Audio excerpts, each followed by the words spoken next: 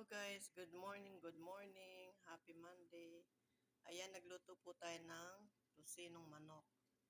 Nung isang gabi po minarinate ko yan. Dapat kapon ko pa po niluto yan. Kaso wala po tayong oras kahapon, kaya ngayon naluto ko na po siya.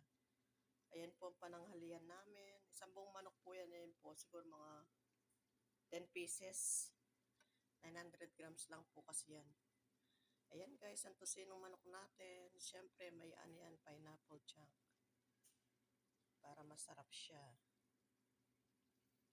Yan guys, yummy yummy. Ayan ang ating tusino. Homemade.